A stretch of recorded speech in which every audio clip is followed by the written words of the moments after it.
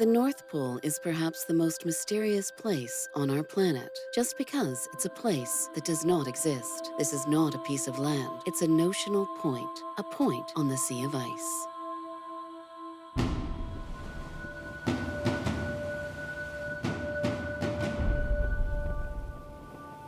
It's amazing that despite all the inhospitality, the North has always beckoned, although these beauties cost the lives of many brave souls. The pioneer of these places, seafarer William Barents, died tragically in the cold waters of the sea, which was later named in his memory.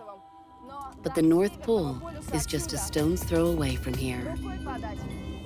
Why is it so hard to make a flight to Spitsbergen?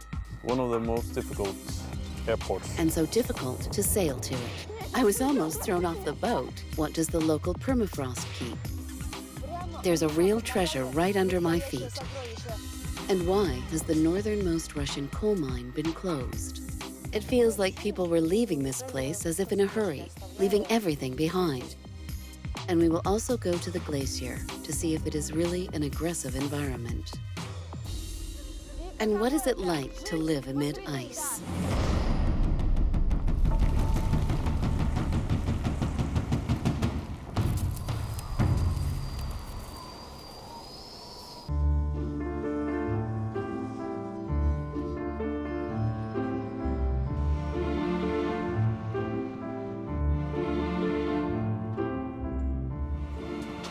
Well, just some 3 flights in 10 hours, and we are on the northernmost archipelago on the planet Earth. We are on Spitsbergen, guys. On the northernmost inhabited one, to be clear, there is also Franz Josef Land, but nobody lives there all year round, and here they do. Right next to the luggage carousel, the owner of the land welcomes the newcomers, the polar bear. Because there are even more bears than people here on Spitsbergen. Well, it's time to look around. Where are we this time?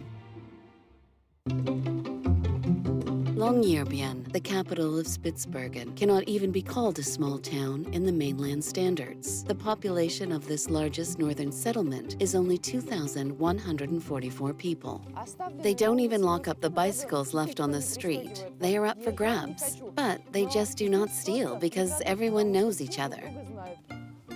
They don't lock the doors, cars, and the houses themselves stand on piles because of permafrost. 10 months a year, the land is covered with snow, so snowmobiles are just right for this weather. There are also many sled dogs here, but cats are forbidden here because of rabies. But in general, you do not feel cut off. There is a souvenir shop here with a polar bear at the entrance, of course, 2 groceries, a couple of restaurants, and a couple of hotels. In total, there are several dozens of squat houses along one central street, which is called the street. And this is the central square of Longyearbyen, and of course there is a monument to the miner here. Well, simply because it was these people who founded this city exactly 110 years ago. The only thing left of miners here is the habit of taking off shoes when entering the room. At that time, Longyearbyen looked like this. In 1906, this guy, American John Longyear, started coal mining operations here, and later he sold the mine to the Norwegians. But after a century, Arctic mineral extraction has exhausted itself. It was simply unprofitable.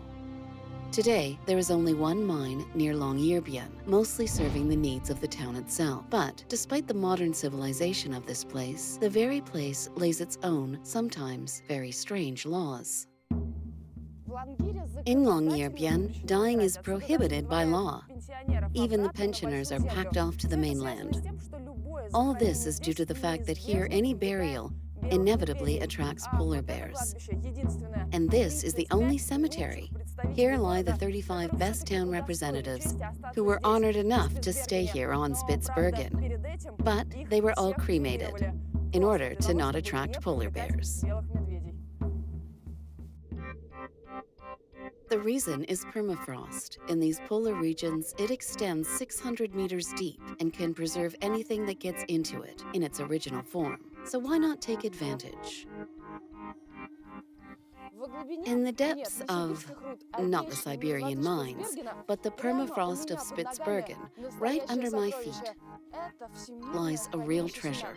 This is a global seed vault, a sort of Noah's Ark for all plants of the planet Earth in case of a global catastrophe.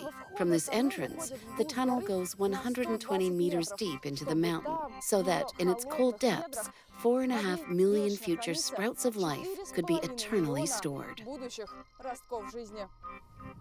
3 times a year, replenishment comes to Spitsbergen from around the world. Then this car runs up the mountain, and only then the doors of the depository open. Boxes with seeds are transported down a 100-meter tunnel through 5 different doors, which are unlocked with 5 different keys. There are also CCTV cameras and motion sensors, and these walls can withstand any earthquake. In the storage chamber, the seeds are cataloged, and then they finally take their place on the shelf. Unlike other seed banks, this storage is international and, by the way, the most trouble-proof. There is an additional generator here, but it only lowers the temperature a few degrees. But the natural frost carries out the bulk of the work to preserve the seeds. At -18, the grains can be stored for at least several centuries. Such a funny paradox story. Permafrost would usually seem to harm plants, but here on Spitsbergen, on the contrary, it helps. That's a kind of eternal refrigerator. But for the Arctic flora itself, the local severe climate is, of course, a harsh challenge. Even in the polar summer, the temperature on Spitsbergen is rarely more than 5 degrees Celsius. Therefore, the plant kingdom is not very diverse. Not a desert, of course, but a low tundra. And yet, the climate of the Arctic 8, that's what they call Spitsbergen, is actually quite mild, thanks to the Gulf Stream. This warm Atlantic current reaches the Barents and Kara Seas and washes the archipelago from 2 sides. Therefore, even in winter, the temperature is rarely less than -20 degrees Celsius, although the distance to North Pole is less than from Moscow to Ufa. And on June 8, 2016, it is all 10 degrees Celsius. But this is one of the warmest days this year, so you're pretty lucky. Yeah. Oh, we're lucky. The position of Carl Jansen does not have an accurate translation in Russian aviation. In fact, he is everyone in the Northernmost civil airport, from ensuring flights to passenger check-in. And he has seen a lot in his 5 years here. It's very easy to tell about last winter. We had a tragic avalanche in downtown Longan. And we had extremely hard weather, extremely hard storm. And during that night we had a very sad avalanche, and 8 people were hidden by snow, were covered, and 2 died, unfortunately. Spitsbergen is where cold polar air and mild, wet sea air meet, creating strong winds in winter and low visibility in summer. The archipelago was even called an island of fogs. And yet the Northernmost airport works rain and shine. What we do, we heat up sand and moisturing it, and then we put it on the very cold surface. And when the sand hits the ground, hits the ice, it will stick very hard, and you will have a sandpaper surface, which is very good for the braking action for airplanes. But for flights to Longyearbyen, the airlines assign only the best pilots. This is not subject to aviation regulations, but not everyone can land here. When you have the in-flight from the west, you see you have the in-flight period from over the sea. That makes it easier. When you come in from east, from that direction, you have more what you are saying. That makes it a little bit more difficult, and it makes this airport at Svalbard one of the most difficult airports for landing. On 29 August 1996, Russian Tu-154 crashed into Obrafjelle Mountain at an altitude of 907 meters and just 14 kilometers from the airport. There were 141 people on board. 130 of them were passengers, Russian miners flying to the Russian mining community with their families. No one survived. They turned left too late, actually. And they hit very close to the top, so they were just meters from make it. So very tragic incident. This is that very mountain. Its peak is hidden in the mist today, too. The commission found the crew guilty, but after that disaster, Norway recommended air traffic controllers to give the pilots information about the bay temperature. If it changes rapidly, the geomagnetic field can change too, and hence the readout of the runway radio beacon that determines the accuracy of the landing approach.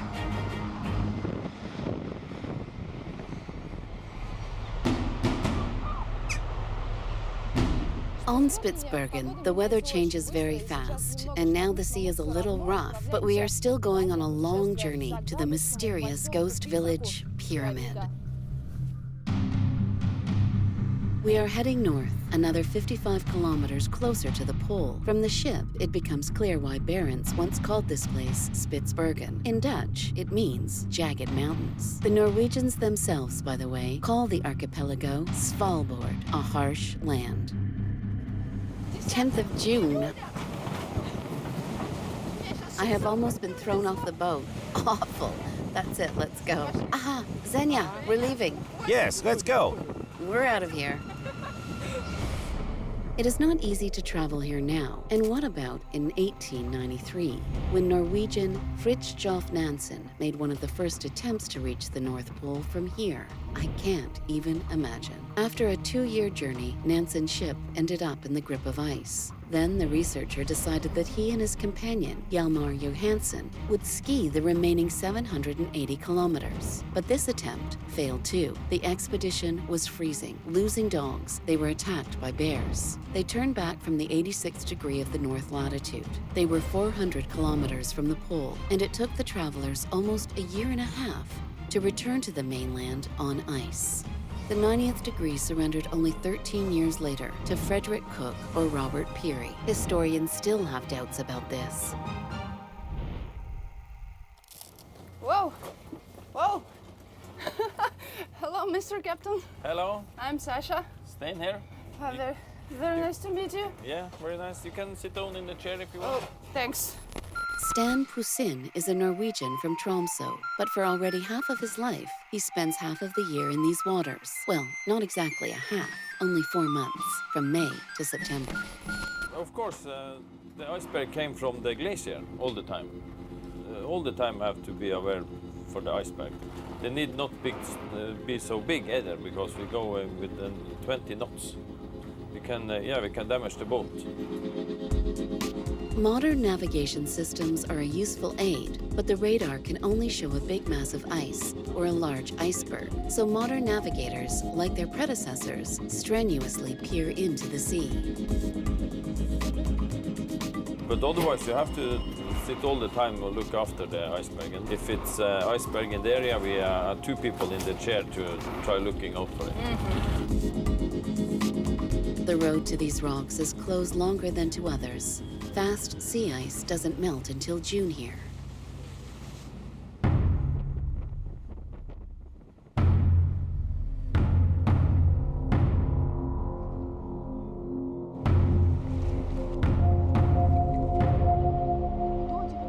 Until 1998, it was the northernmost coal mine, and now it's a forsaken ghost village. That is how once the largest, and of course the Soviet village of Svalbard looks now. Once it was called the Pearl of the Archipelago.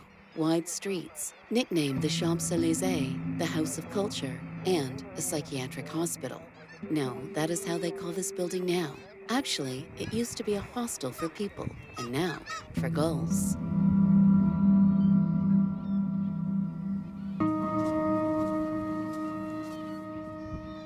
Peace to the world, and coal, of course. 9 million tons of fossil were extracted from the depths of this mountain in half a century. But in the 70s, a fire started underground, and it is still on. And in 1996, the very flight with the miners that flew specifically here crashed. The Severnaya mine was closed. Abandoned skis, instruments, some costumes, even a film. Apparently some Soviet cinema. Someone watched it here. Drum spare parts.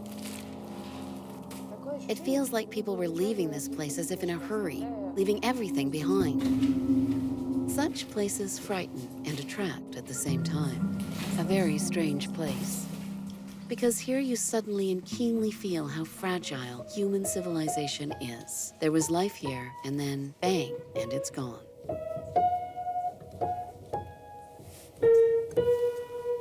The ensemble that rehearsed in this small room behind the assembly hall was rehearsing serious and somewhat prophetic things, the Mephistopheles Ballad.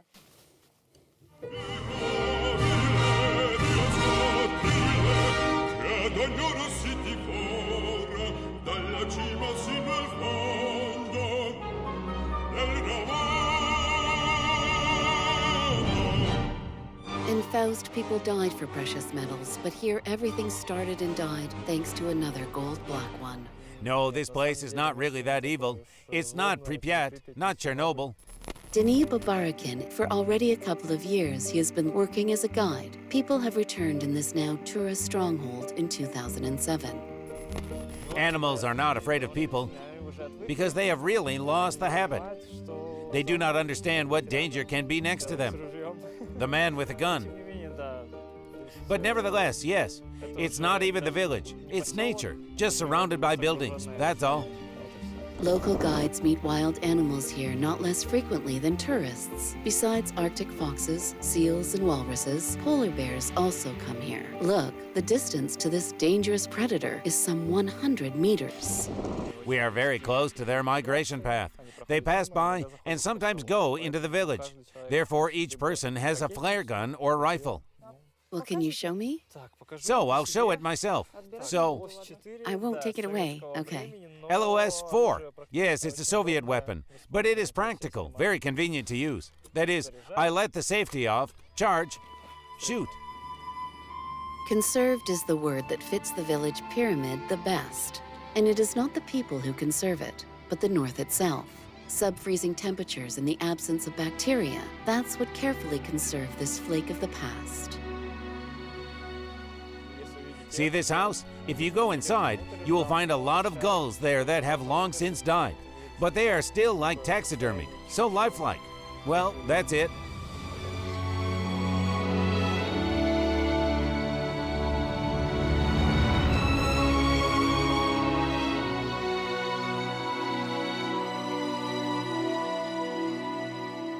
This strange place is stuck in the past like a ship in ice, but the apotheosis of the past is here, a Lenin monument.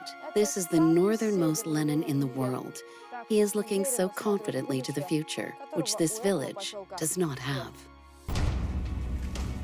From Longyearbyen, we are heading 42 nautical miles south to the Russian village, Barentsburg.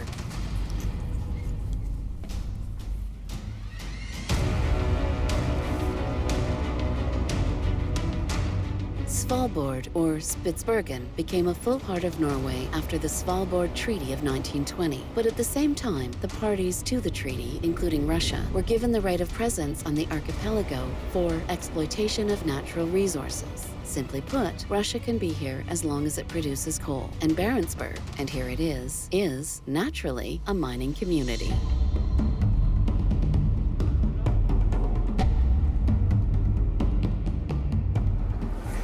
This mine was the last of the 3 bought by the Soviet Union, and it is the last working one now. There are coal deposits in the depths of Olav Mountain, and Barentsburg is on its top.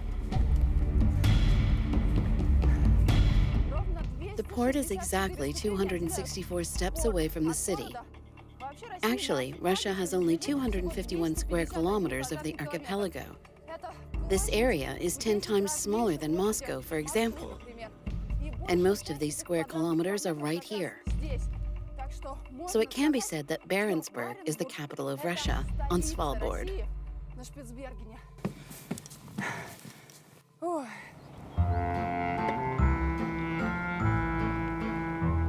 It doesn't look like the capital, of course, but it looks quite like Russia.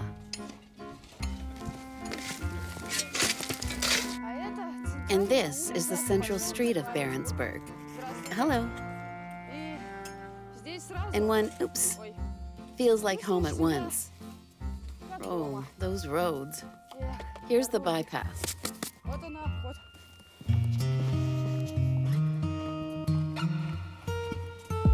This settlement is the second largest after Longyearbyen. Its population is about 400 people, and most of them are miners and their families. Here, for example, Alya, Dasha, and Nastya, children of miners, are looking for rare polar flowers.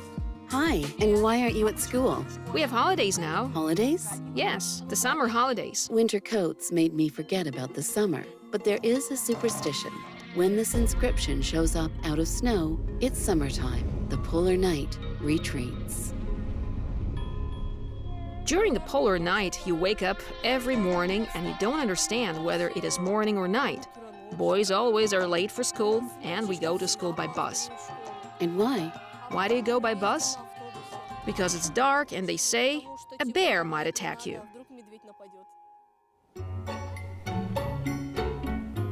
Children are like the children of the world. They walk and miss the shorts and skirts, and they ask unchildish questions. What is communism? Well, it says here we are for communism. What is it? What are we for? But there is coal here.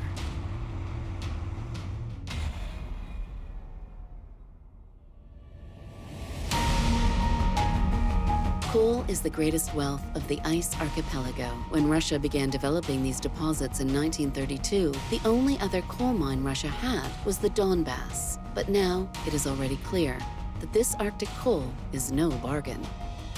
Our mine is dangerous beyond categories. Methane hazard, coal mine bumps, mountain bumps. What does it mean? Well, this is a sign of underground pressure.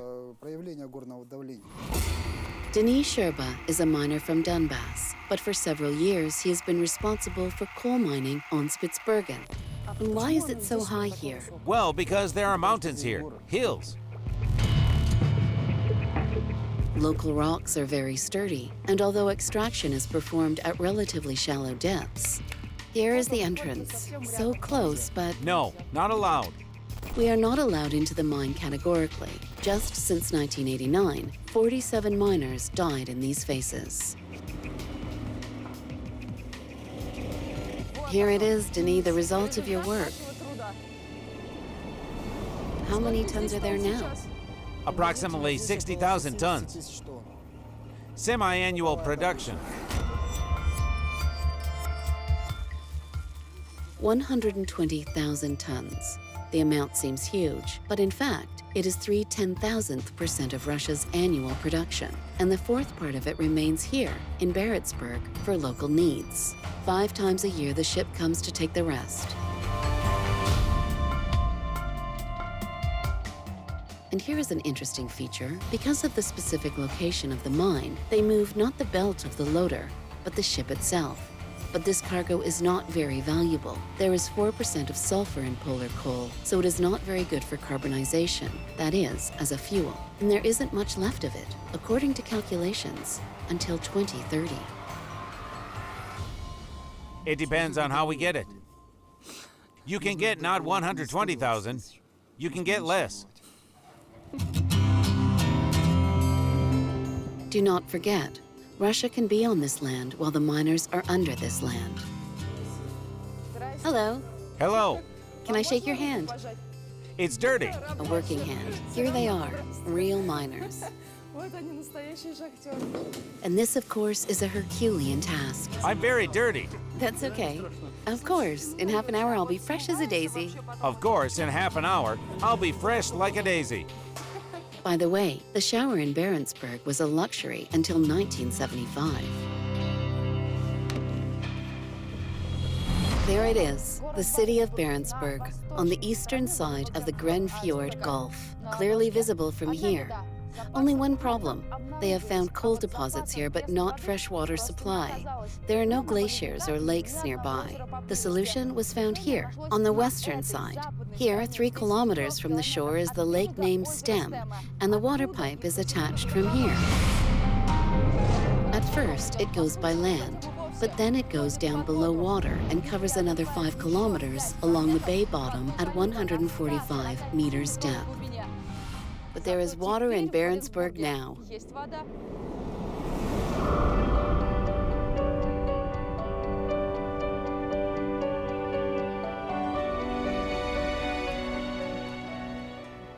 If there is plumbing, then there are plumbers. And of course, I will not miss a chance to get acquainted with the northernmost plumbers in Russia.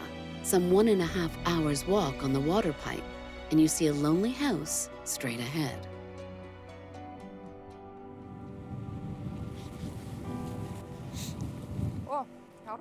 Oh, here they are at last, our heroes. Hello, people. Hello, I'm Sasha. Dmitri. Nice to meet you. Pavel. Well, what's it like to be a plumber in the Arctic? Fine.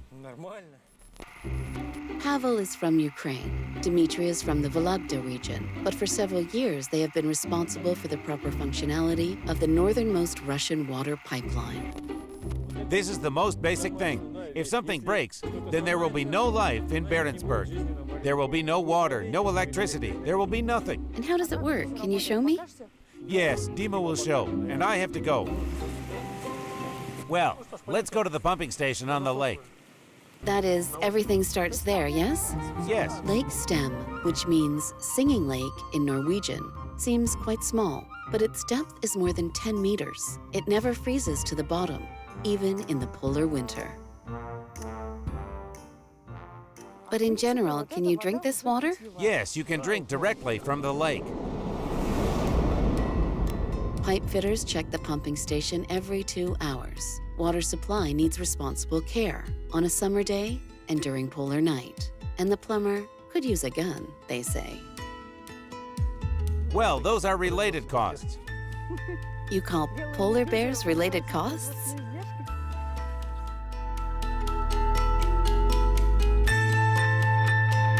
There are 4 machines in the pumping station. All of them are past 40, so they are closely monitored. And if anything goes wrong, they are repaired. But failures are rare. And where is the main valve which turns the water in the entire Barentsburg on and off? Here it is, next to you. This one. Yes. Listen, so the life of some 1,000 people here in Arctic depends on this valve. Well, with some assumption, yes.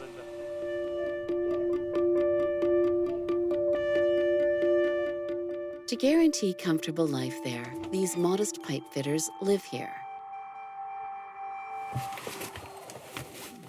Well, it's so cozy here, by the way. Warm.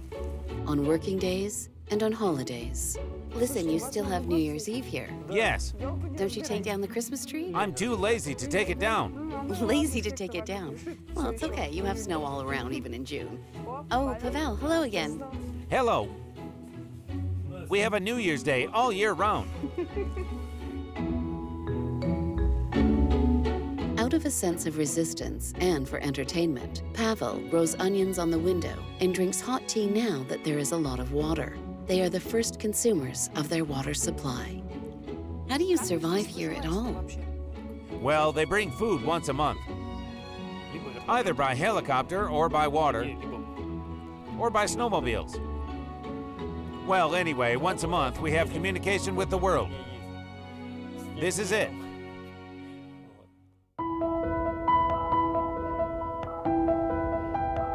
The helicopter doesn't even stop the engine, unloads the groceries and flies away, and they stay, all by themselves. Between the shifts on the pumping station, each of the hermits do their best now that modern technology has got even here, and getting out of here is not so easy. Well, the object cannot be left unattended. Get out of here. Well, we had a health screening in February. Then we have gone grocery shopping another few times. But you take turns, yes? One at a time? We take turns, of course, one at a time. We go on leave every other year. Well, I don't know. Some might think that it's hard here, but we got used to it. I don't know. I like it. I like it here. And there's no fuss. Science, calmness.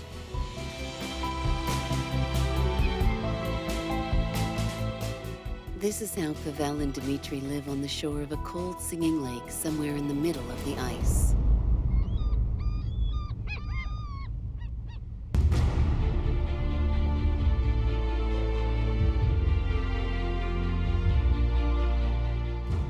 The Arctic is a very strange place. I did not get infected with it, but it has certainly left an impression on me. You feel like a tourist here. Moreover, in more ways than one. First, there are really lots of tourists here. 140,000 people come here every year because it's much easier to get here now. But secondly, this land itself shows you that it is impossible to live here permanently. There is no place for man in the middle of the ice. Here, you feel small and insignificant like nowhere else. After all, this landscape has not changed for millions of years. But the most bitter thing is that it can change beyond recognition in the next 5 decades. Because in the 21st century, not an ice is the hostile environment, but men.